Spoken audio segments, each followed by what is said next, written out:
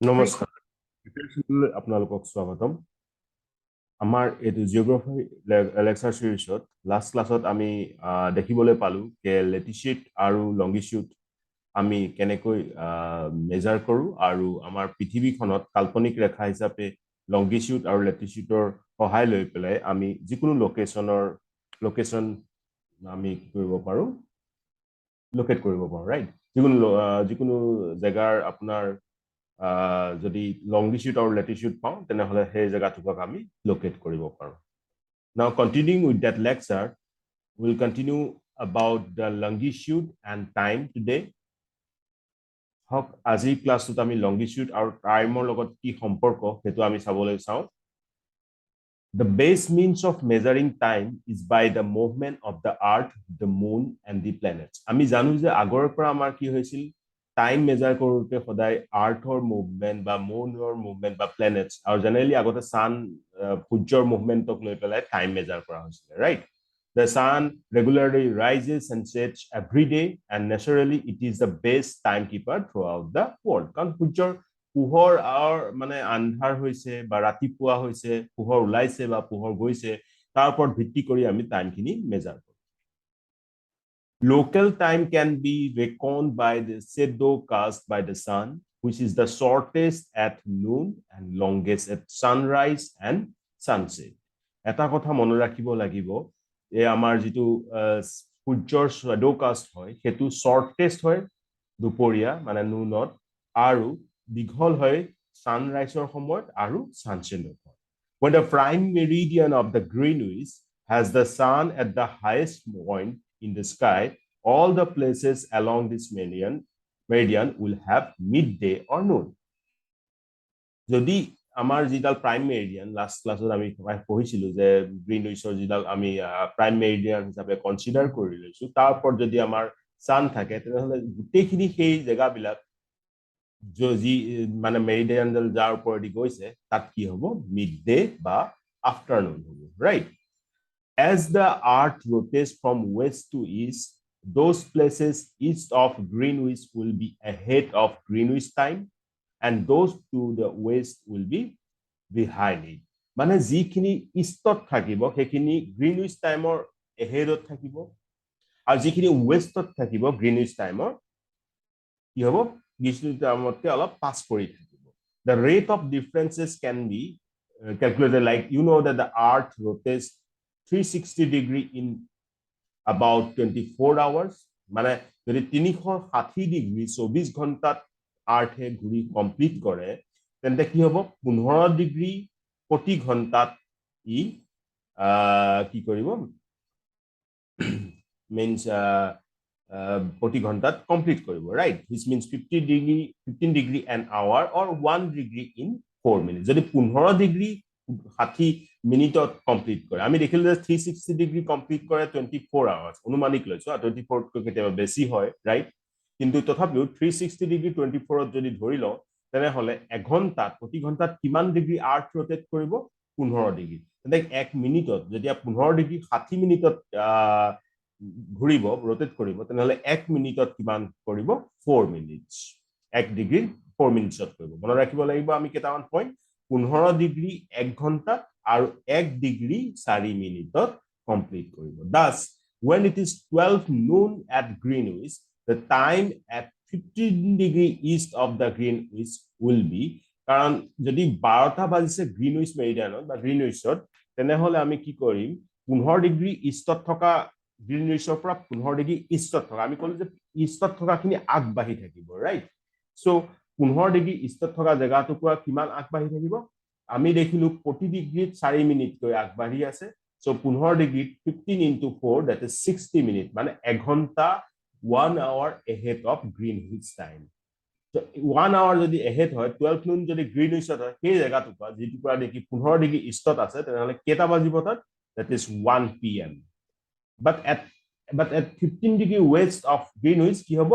এঘণ্টা পাছুৱাই থাকিব that is 12টা তো গ্ৰীনউইচত বাজিছে সো তাত কি বাজিব 12 - 1 that is 11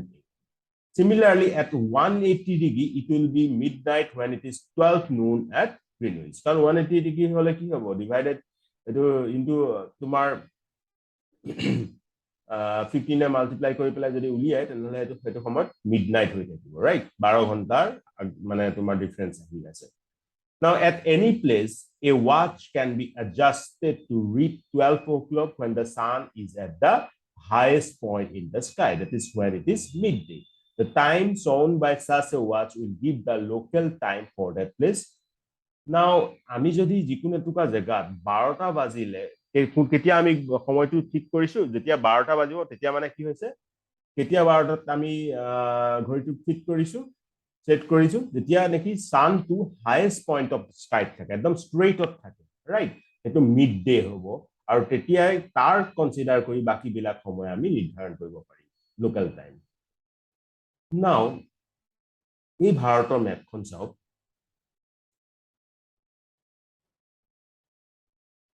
একদম এয়া গুজৰাটৰ ফালে আমি দেখিছো 68 ডিগ্ৰী ইষ্ট আৰু আমাৰ অসমৰ শেষত মানে অৰুণাচল প্ৰদেশৰ এইটো সাইডে একদম সমুখত ইষ্টত 97 ডিগ্ৰী ইষ্ট so 68 ডিগ্ৰী ইষ্টৰ পৰা 97 ডিগ্ৰী ইষ্টলৈকে আছে ৰাইট মিলংগিচিটো পাইছিলো ৰাইট নাও the local আমাক কিহৰ কাৰণে standard time লাগে why do we have standard time the local time of places which are on different meridians are bound to differ for example it will be difficult to prepare a timetable for trains which cross several longitudes in India. In India, for instance, there will be a difference of 1 hour 45 minutes in the local time of Dwarka in Gujarat and Dibrugarh in Assam. মানে ইয়াৰ পৰা ইয়ালৈকে 1 ঘন্টা 45 মিনিটৰ 1 ঘন্টা 45 মিনিটৰ difference আছে right It is therefore necessary to adopt the local time of some central meridian of a country as the standard time for the country. Now, in India, is a 82.5 or 82.5 degree east of, 82 degree 33 minutes east of, is treated as a standard meridian. So remember, in India, the longitude 82.5 degree east is treated as the standard meridian. The local time at this meridian is taken as the standard time for the whole country, and this standard time is known as Indian Standard Time. আপোনালোকে লক্ষ্য কৰিব বহুত সময়ত এনেকৈ লিখা থাকে IST Indian Standard Time আমি বুজিলো কিহৰ কাৰণে আমি IST লৈছো কাৰণ আমাৰ ইমুৰৰ পৰা হিমুৰলৈ বহুত টাইমৰ ডিফাৰেন্স থাকে যেতিয়া লংগিটিউড বিলাক চেঞ্জ হৈছে there is a big difference between the corners of India So we need to consider some local time, and for that we have considered the standard meridian, which is passing through 82.5 degree east, and that time considered with respect to this meridian is known as Indian Standard Time. Eta horu example akolong. Suppose Kabir lives in a small town near Bhopal, and he tells his friend Alok that they will not be able to sleep tonight. কিহৰ কাৰণে a day and night cricket match between India and England has started at 2 p.m. in London. যে তেনেহলে যদি লোক মানে তোমাৰ কবিৰে লোকক কৈছে যে সি ৰাতি শুবলৈ নাপাব কাৰণ লণ্ডনত 2টা বজাত ক্ৰিকেটখন ষ্টাৰ্ট হৈছে ডে নাইট ক্ৰিকেট মেচখন যদি 2টা বজাত ষ্টাৰ্ট হৈছে তেন্তে কবিৰে শুবলৈ পাব লাগিছিল তেন্তে কিয় নোৱাৰিলে কাৰণ this means that the match should begin at 7:30 p.m. in India and finish well into the night. So what is the difference between the India and England times? India located east of Greenwich at 82.30 degree east, that is 5 hours 30 minutes ahead of Green Meridian time. মানে ইণ্ডিয়াৰ যেটো আমাৰ 82.30 degree east হয় গ্ৰীনউইচৰ পৰা হেতু 5 hours 30 minutes আগবাঢ়ি আছে Greenwich time green media মানে আপোনাৰ যিখন আমি জিডাল মেৰিডিয়ানক consider Greenwich meridian time to consider কৰিছিলো তাৰ পৰা 5.30 means 5 hours 30 minutes আগবাঢ়ি আছে সো যেতিয়া নেকি 2টা বাজিব লণ্ডনত then 2 plus 5.30 মানে 5 hours 30 minutes যদি যোগ কৰো তেনহলে ইণ্ডিয়াত কেটা বাজিব 7.30 মানে 7:30 বাজিব ইণ্ডিয়াত সো 2টা বজা লণ্ডনত যেতিয়া হ'ব তেতিয়া আমাৰ ইণ্ডিয়াত হ'ব 7:30 PM 7:30 বাজিব আবেলি সো যেতিয়া মেটচখন গৈ থাকিব তেনেহলে তেনেকৈ আমাৰ ইণ্ডিয়াত ৰাতিৰ সময়খিনি বাঢ়ি যাব so that's why Kabir said his friend Alok that he would not be able to sleep tonight clear so etu সময়ৰ মনত ৰাখিব the difference 5 hours 30 minutes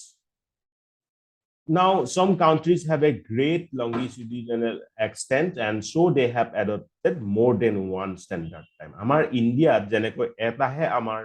standard IST loisu right অলপ আগতে আপোনালোকক কৈছিলো IST টো যেটো আমি লৈছো এডাল IST standard meridian ৰে গৈছে 82 degree 30 minutes of east কিন্তু কিছুমান কাউন্ট্ৰিত বহুত এনেকুৱা টাইমস জোনস লয় তেওঁলোকে like Russia there are as many as 11 standard time okay India to আমাৰ অসমৰ কাৰণে particularly Assam state টাইমৰ কনসেপ্টটো আহিছিলে কাৰণ অসমৰ টাইম আৰু বাকি ওয়েস্টাৰ্ন ইন্ডিয়াৰ টাইমৰ মাজত বহুত ডিফাৰেন্স থাকাৰ কাৰণে হেতু চলি আছে কিন্তু এতিয়াও আগতে চলিছিল যদি এটা মাজত বন্ধ হৈ আকৌ এতিয়া হোৱাৰ চান্স থাকিব পাৰে কিন্তু বৰ্তমানলৈকে আমাৰ এতিয়া এটাই আছে that is IST 82 degree 30 east right now the earth has been divided into 24 time zones of 1 hour each and each zone does cover 1 ghonta mane 15 degree of longitude so with this we have completed this chapter also now let's look at the questions like short questions like true shape of earth what is the true shape of earth you can consider this as a homework it's very easy if you have attempted my previous lecture what is a globe earth to pura spherical hoy na no hoy etu kobo then what is the latitudinal value of tropic of cancer apnaloke jodi monot pelai moi ako ebar yat recall korai disu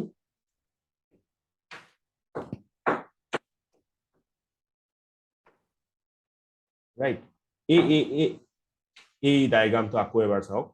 আমি কৈছিলো যে এডাল equator 0 degree আমি ল্যাটিটিউডৰ কথা কৈ আছিলো equator consider কৰি এইখিনি প্যাৰালেল ল্যাটিটিউড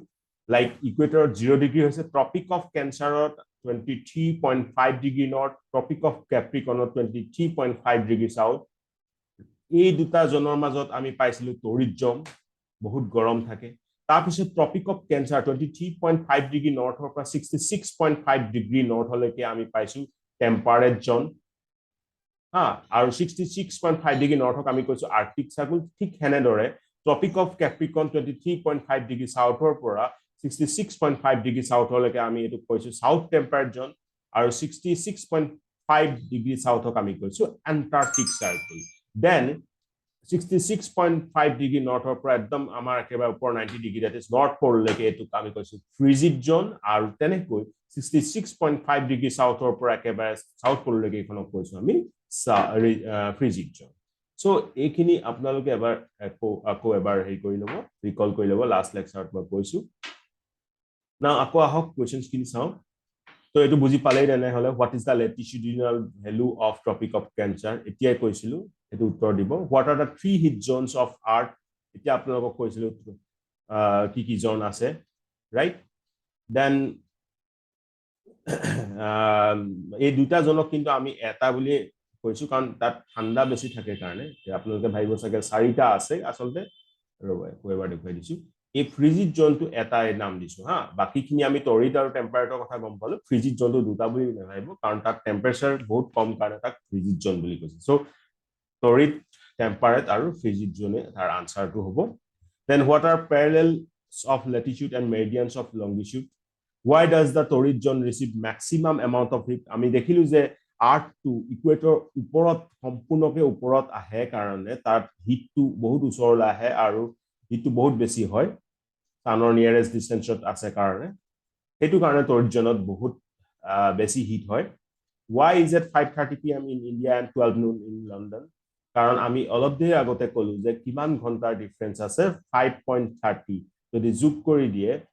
তেনেহলে আপোনালোকে পাব যে ডিফাৰেন্সটো তোমাৰ তাত 12টা বাজিব লণ্ডনত ৰাইট ই আগৰ জাস্ট এতিয়া অলপ দেৰি আগতে যেটো আমি কৈছিলো কিমান আৱাৰ্স ডিফাৰেন্সটো আমি পাইছিলো 5 hours 30 minutes ahead of GMT মানে গ্ৰীনিছ টাইমত কৈ বেছি আগবাঢ়ি আছে ৰাইট সো তাতকে আৰু বাঢ়ি থাকিব সময় আমাৰ সো হেতু কাৰণে আমি 12টা আবেলি 12টা বজাত যেতিয়া লণ্ডনত আছে আমাৰ সময়ত কি হ'বগে 5:30 বাজিব কাৰণ 12 প্লাস 5.30 আৱাৰ্ছ যোগ কৰক সো কি হ'ব ডাইৰেক্ট 12টা বজাৰ পৰা আবেলি আমাৰ কি হ'বগে 5:30 বজা ইণ্ডিয়াত হ'ব কাৰণ ইণ্ডিয়া ইষ্টত আছে কাৰণে এটো সময়খিনি আগবাঢ়ি আছে then the value of prime meridian 0 হ'ব গম পাইছে লাগে frigid zone lies at the poles হ'ব right total number of longitude কিমান হ'ব আকৌ এবাৰ আপোনালোকে জনাব পাৰে কিমান হ'ব আমি পুৰা 360 ডিগ্ৰী ঘূৰাইছো তেনহলে কিমান হ'ব আপোনালোকে ভাবিছক আৰু উত্তৰ দিব then antarctic circle is located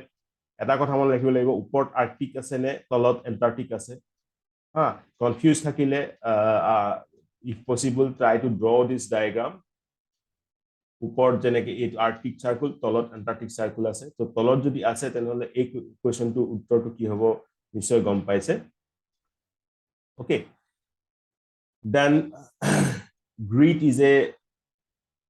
I hope this is not confusion na southern hemisphere আপোনালোকে গম পাইছে the grid is a network of grid কিহৰ network grid যেটা কথা মানে longitude latitude ৰ মাজত হেৰি হৈছিল তেতিয়া হৈছিল right fill in the blanks of tropic of capricorn is located কি হ'ব 23 ওপৰত cancer তলত capricorn yes or no then তেনলে কি আছে 23.5 degree south হ'ব নে north হ'ব so this I think that this diagram is very important and you should I think draw this diagram right it also tropic of cancer 23.5 degree north of আছে tropic of capricorn 23.5 degree south of আছে then next question আছে standard meridian of Indian time the standard meridian of India is 80 it is Indian standard time কি আছিল Indian standard time to এতিয়া অলপ আগতে কৈছিলো 82.5 degree east আছিল right then the 0 degree meridian oh sorry 0 degree meridian is also known as prime meridian right the distance between longitude decreases towards ketia distance to কম হৈ গৈ থাকে distance between longitude polar phale hobo right then arctic circle is located in arctic moitia koisilo uporot arctic আছে ne tolot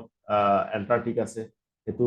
apnaloke alop mon dibo so tolot antarctic আছে ako ebar koisu 66.5 degree south hopra start hoise aru uporot আপোনাৰ Arctic আছে আৰু Arctic 63.5 degree নৰ্থৰ পৰা start হৈছে so এই কোৱেশ্চনটো আনসাৰটো কি হ'ব to decide arctic circle is located in which hemisphere northern hemisphere or southern hemisphere so এটো আপোনালোকে কমেন্ট কৰি জনাব মইটো হিন্টু দিয়ে দিলো arctic circle to আমি দেখিছো 66 degree 5 degree north so north হলে obviously northern hemisphere হ'ব so তথাপি আপোনালোকে কোৱেশ্চনছ কিনি যদি এবাৰ কমেন্ট কৰি আনসাৰ দিয়ে তেনে হলে কি হ'ব আপোনালোকে আৰু পাহৰি নাযায় সো আমি এই চেপ্টাৰটো গুটে কোৱেশ্চন আনসাৰ লগতে গুটে খিনি কনসেপ্ট বুজিলো আকৌ এটা নতুন চেপ্টাৰ আমি লৈ আনিম বহুত সোনকালে NCERT জিওগ্ৰাফিৰ পৰা তো তেতিয়ালৈকে প্ৰিপেয়াৰ কৰি যাওক টেক কেয়াৰ জয় আই অসম